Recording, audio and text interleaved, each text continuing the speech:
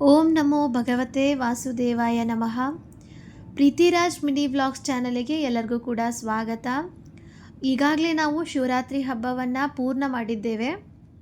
ಈಗ ನಾನು ನಿಮ್ಮೆಲ್ಲರಿಗೂ ತಿಳಿಸಿಕೊಡುವಂತಹ ವಿಷಯ ಏನಪ್ಪ ಅಂದರೆ, ಅಮಾವಾಸ್ಯೆ ಜೊತೆಯಲ್ಲೇ ಸೂರ್ಯಗ್ರಹಣದ ಆಚರಣೆಯನ್ನು ಹೇಗೆ ಮಾಡಬೇಕು ಅನ್ನೋದನ್ನು ಈ ವಿಡಿಯೋದಲ್ಲಿ ನಾನು ನಿಮಗೆ ತಿಳಿಸ್ಕೊಡ್ತಾ ಇದ್ದೀನಿ. ಮೊದಲು ನಾವು ತಿಳ್ಕೊಬೇಕಾಗಿರುವುದು ಏನಪ್ಪ ಅಂದರೆ, ಅಮಾವಾಸ್ಯೆ ಎಂದು ಪ್ರಾರಂಭ ಅನ್ನೋದನ್ನು. ಅಮಾವಾಸ್ಯೆ ಪ್ರಾರಂಭವಾಗುವುದು 16ನೆಯ ತಾರೀಕು ಸೋಮವಾರ ಸಾಯಂಕಾಲ 5:35 ನಿಮಗೆ ಅಮಾವಾಸ್ಯೆ ಪ್ರಾರಂಭವಾಗುತ್ತೆ. ಹಾಗೆ ಅಮಾವಾಸ್ಯೆ ಮುಕ್ತಾಯ 17ನೇ ತಾರೀಕು ಮಂಗಳವಾರ ಸಾಯಂಕಾಲ 5:31 ಅಮಾವಾಸ್ಯೆ ಮುಕ್ತಾಯವಾಗುತ್ತೆ. ಹಾಗಾಗಿ ನಾವು ಸೂರ್ಯೋದಯದ ತಿಥಿಯನ್ನು ಗಣನೆಗೆ ತೆಗೆದುಕೊಂಡು 17ನೆಯ ತಾರೀಕು ಮಂಗಳವಾರ ಅಮಾವಾಸ್ಯೆ ಆಚರಣೆಯನ್ನು ಮಾಡುತ್ತೇವೆ.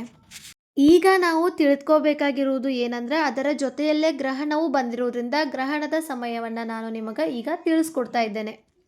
ಈಗ ನಾವು ತಿಳಿದುಕೋಬೇಕಾಗಿರುವುದು ಅದರ ಜೊತೆಯಲ್ಲೇ ಗ್ರಹಣವು ಬಂದಿರೋದ್ರಿಂದ ಗ್ರಹಣದ ಸಮಯವನ್ನು ನಾನು ನಿಮಗೆ ಈಗ ತಿಳಿಸ್ಕೊಡ್ತಾ ಇದ್ದೇನೆ.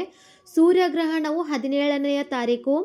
ಪ್ರಾರಂಭದ ಸಮಯ ಮಧ್ಯಾಹ್ನ 3:26, ಮುಕ್ತಾಯದ ಸಮಯ ರಾತ್ರಿ 7:57, ಮಧ್ಯಂತರ ಸಮಯ 5:48, ಮುಕ್ತಾಯದ ಸಮಯ ರಾತ್ರಿ 7:57 ನಿಮಗೆ ಸೂರ್ಯಗ್ರಹಣವು ಮುಕ್ತಾಯ ಆಗುತ್ತೆ. ಹಾಗಾಗಿ ಈ ಅಮಾವಾಸ್ಯೆ ಮತ್ತು ಸೂರ್ಯಗ್ರಹಣವನ್ನು ಹೇಗೆ ಆಚರಣೆ ಮಾಡಬೇಕು ಅನ್ನೋದನ್ನು ನಾನು ನಿಮಗೆ ಈಗ ತಿಳಿಸ್ಕೊಡ್ತಾ ಇದ್ದೇನೆ.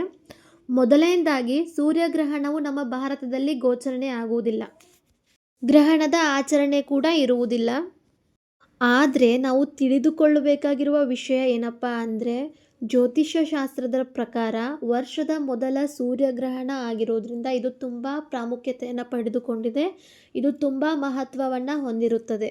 ಹಾಗೆಯೇ ಅವತ್ತಿನ ದಿವಸ ಗ್ರಹಗಳ ಒಂದು ಬುಧ ಮತ್ತು ಶುಭ ಗ್ರಹವಾದ ಗುರು ಸಂಯೋಜನೆ ಆಗುವ ಮೂಲಕ ನವಪಂಚಮ ರಾಜದ ನಿರ್ಮಾಣವಾಗುವುದು ಎಂದು ಕೂಡ ಹೇಳಲಾಗುತ್ತದೆ.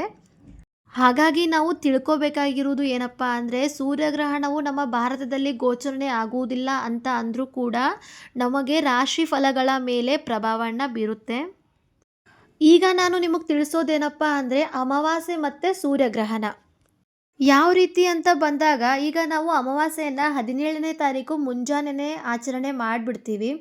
ಹೀಗಾಗಿ ನಮಗೆ ಅಮಾವಾಸ್ಯೆ ಮತ್ತು ಸೂರ್ಯಗ್ರಹಣದ ಅಷ್ಟೊಂದೇನು ನೀವು ಟೆನ್ಷನ್ ತೊಗೊಳ್ಳೋ ಒಂದು ಅವಶ್ಯಕತೆ ಇಲ್ಲ. ಯಾಕಂದರೆ ನಮಗೆ ಸೂರ್ಯಗ್ರಹಣ ಪ್ರಾರಂಭವಾಗುವುದೇ ಮಧ್ಯಾಹ್ನ 3:26 ಆಗಿರೋದ್ರಿಂದ ನಿಮಗೆ ಅಮಾವಾಸ್ಯೆ ಮಾಡುವುದಕ್ಕೆ ಏನು ಕೂಡ ಒಂದು ತೊಂದರೆ ಇರುವುದಿಲ್ಲ. ನಮಗೆ ಅಮಾವಾಸ್ಯೆ ಒಂದು ಆಚರಣೆಯನ್ನು 17ನೆಯ ತಾರೀಕು ಬೆಳಗ್ಗೆನೇ ಮಾಡ್ಕೊಂಡು ಬಿಟ್ಟಿರ್ತೀವಿ. ಹೀಗಾಗಿ ನಮಗೆ ಯಾವುದೇ ಕೂಡ ಸೂರ್ಯಗ್ರಹಣದ ಪ್ರಭಾವ ಬರುವುದಿಲ್ಲ. ನಮಗೆ ಸೂರ್ಯಗ್ರಹಣ ಪ್ರಾರಂಭವಾಗುವುದೇ 3:26 ಮಧ್ಯಾಹ್ನಕ್ಕಾಗಿರೋದ್ರಿಂದ ನಾವು ಅಮಾವಾಸ್ಯೆ ಒಂದು ಪೂಜೆಯನ್ನು ಆರಾಮಾಗಿ ಮಾಡ್ಕೋಬೋದು. ಇನ್ನು ಗರ್ಭಿಣಿಯರು ಗ್ರಹಣ ನಡೆಯುವ ಅವಧಿಯಲ್ಲಿ ಹರಿತವಾದ ವಸ್ತುಗಳನ್ನು ಬಳಸದೆ ಮನಸ್ಸನ್ನು ಶಾಂತವಾಗಿಟ್ಟುಕೊಂಡು ದೇವರ ನಾಮಸ್ಮರಣೆ ಮಾಡುವುದು ಒಳ್ಳೆಯದು. ಇದಾಗಿತ್ತು ನನ್ನ ಈ ದಿನದ ಸೂರ್ಯಗ್ರಹಣದ ಮಾಹಿತಿಯ ಒಂದು ವಿಡಿಯೋ. ಇದೇ ರೀತಿ ಹೊಸ ವಿಡಿಯೋಗಳಿಗಾಗಿ ನನ್ನ ಚಾನಲನ್ನು ಸಬ್ಸ್ಕ್ರೈಬ್ ಮಾಡ್ಕೊಳ್ಳಿ. ಇದೇ ಥರ ಸಪೋರ್ಟ್ ಮಾಡ್ತಾಯಿರಿ. ಧನ್ಯವಾದಗಳು.